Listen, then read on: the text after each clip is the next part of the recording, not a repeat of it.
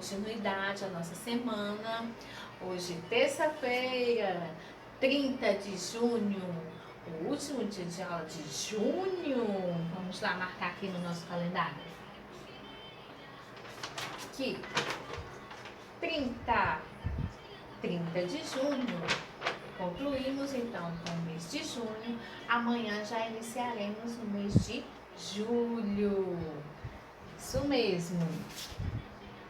Hoje, terça-feira, a disciplina será História.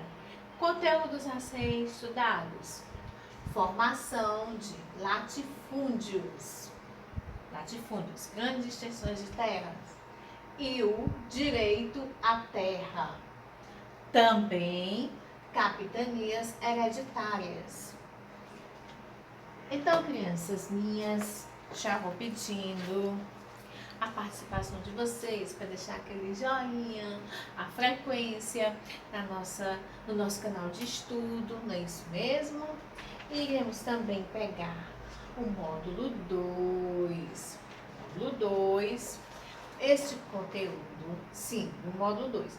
Este conteúdo de história nós estamos revendo mais uma vez, pois esse assunto ainda merece ser explorado um pouco mais. Iniciemos a leitura na página 254. Eu irei aproximar para a gente dar início. Deixa eu pegar o óculos. Tá bom assim? Pronto, aqui no Cidadania no Dia a Dia, temos um texto enorme informativo, é a formação de latifúndios e o direito à terra. Iremos então ler esse texto com atenção. Como vimos, para colonizar o Brasil, a coroa portuguesa dividiu o território colonial em capitanias hereditárias.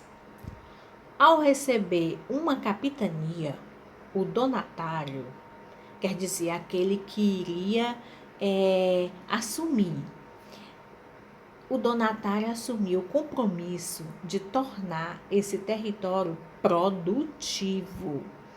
Assim, para cumprir seu dever, os donatários, os donos, digamos, daquelas terras, dividiam as capitanias, entregando grandes extensões de terras a pessoas que tinham recursos para explorá-las. Quer dizer, um erro já começou daí. Esse foi o primeiro modelo de divisão das terras da colônia, que deu origem aos primeiros latifúndios, grandes extensões de terras, no Brasil. Latifúndios são grandes extensões, olha, o Cachorro acabou de falar. Latifúndios são grandes extensões de terras improdutivas ou pouco produtivas, que pertencem a apenas uma pessoa ou a apenas uma família. Ao longo dos anos, os latifúndios permaneceram como um dos principais modelos de propriedade agrícola no Brasil. Assim, a maior parte das terras de nosso país continuou concentrada nas mãos de poucas pessoas. Infelizmente, Observe o gráfico. Iremos então observar este gráfico aí no livro de vocês. Ele é conhecido, que nós já vimos este gráfico. A distribuição de terras no Brasil de 2006. Tem aqui a legenda, a parte vermelha, roxa e verde. Na vermelha, 20%. Propriedades pequenas. Quantas? 4.500.000 unidades. No roxo aqui, lilás, propriedades médias, 480.000 unidades. No verde, propriedades grandes, 45 unidades, 45.000 unidades. itens A e item B. Segundo o gráfico, que tipo de propriedade ocupa a menor parte das terras no Brasil? Vamos aqui, ó. A tia até listou aqui na parte vermelha, pequenas, na parte aqui lilás, médias e na verde, grandes. Então, segundo ele, quais são? Opa! Bateu um pouquinho aí. São as propriedades pequenas. Apenas 20%. No item B, e que tipo de propriedade ocupa a maior parte das terras? Propriedades grandes, que ocupa 45% das terras brasileiras. Passemos então para a página 255. Bem aqui, tá bom? Iniciemos a leitura. Por causa da má distribuição de terras no Brasil, houve em diferentes épocas movimentos de pessoas que se posicionaram contra o sistema de latifúndios e se organizaram para lutar pelo direito à terra. Conheça a seguir um desses movimentos. Tá aqui a ilustração do movimento no livro de vocês e aqui ao lado. As ligas camponesas surgiram na década de 1940 e reivindicavam a reforma agrária, ou seja, uma política que tivesse como objetivo a distribuição de terras entre os trabalhadores. Ao lado, trabalhadores das ligas camponesas reunidas em Recife, Pernambuco, em 1970. Deixa eu ver assim, tá bom? Apesar dos movimentos pela redistribuição de terras, muitas famílias de agricultores ainda vivem em condições precárias, pois não possuem terras onde possam trabalhar para garantir sua subsistência.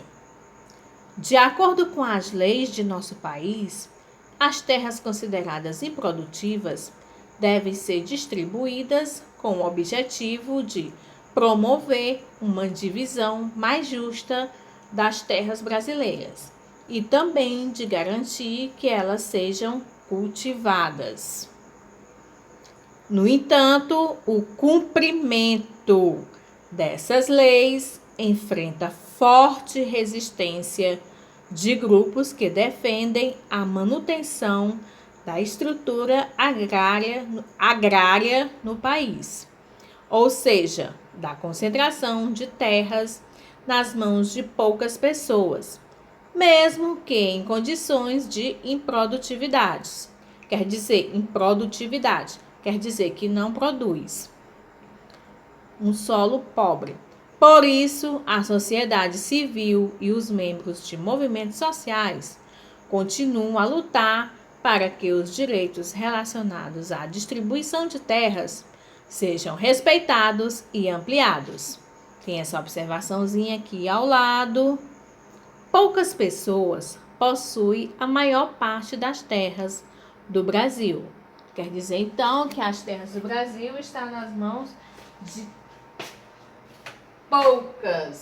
poucas pessoas. Está na terra. Olha, a tia agora vai fazer diferente.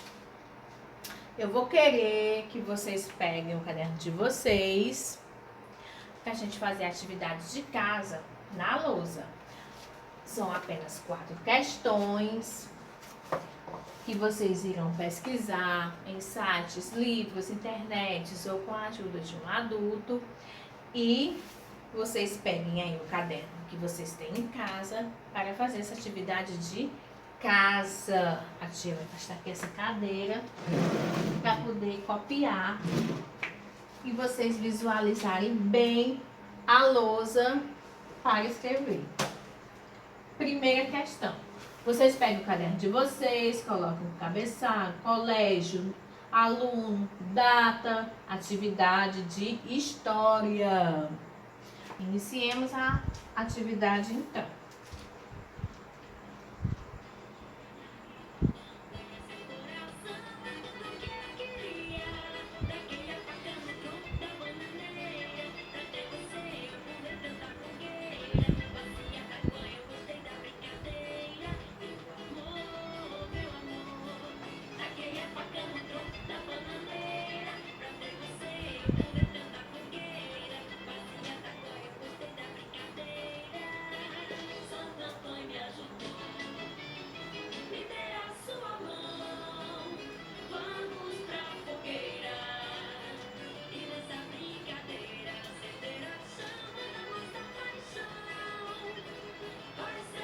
Ficou um pouco apertadinho aqui, mas já vai perceber. Liste todas as capitanias hereditárias. Vocês irão deixar aí umas 10 linhas para as coisas ficarem bem. 10 linhas. Iremos para a próxima questão.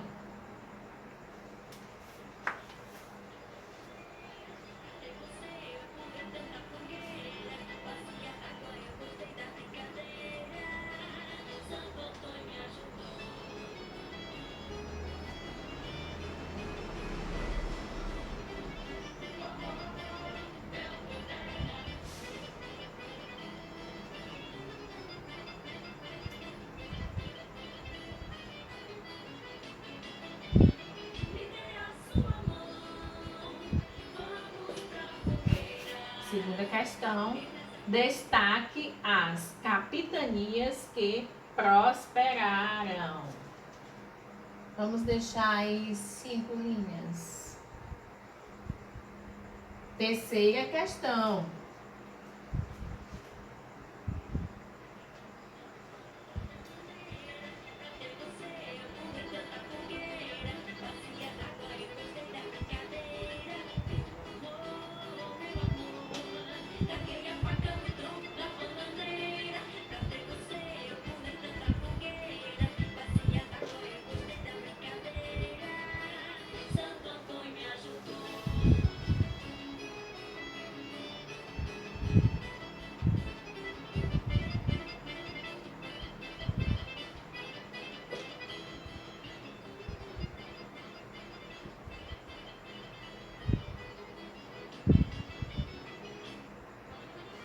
Terceira questão.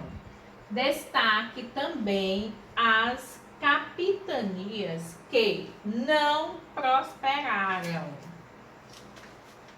Quarta e última questão.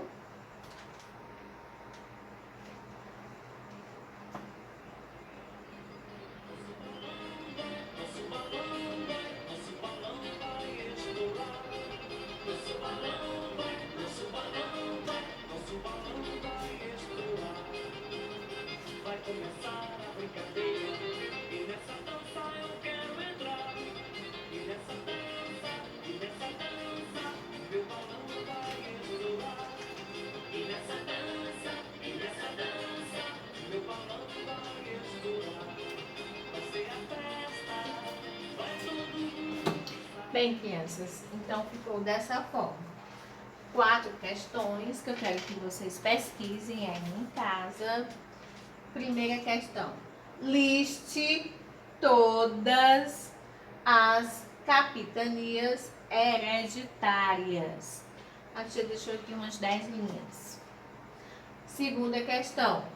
Destaque as capitanias que prosperaram. A tia deixou 5 linhas. Terceira questão.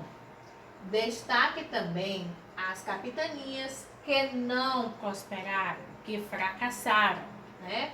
Já deixou 5 linhas. Quarta e última questão. O que significa reforma agrária? Vocês procurarão, pesquisarão e escreverão essas quatro questões. Bem, gente, eu vou ficando por aqui. Eu desejo a vocês um ótimo estudo, um ótimo dia. E hoje foi o nosso último dia de junho. Tchau, até o próximo encontro.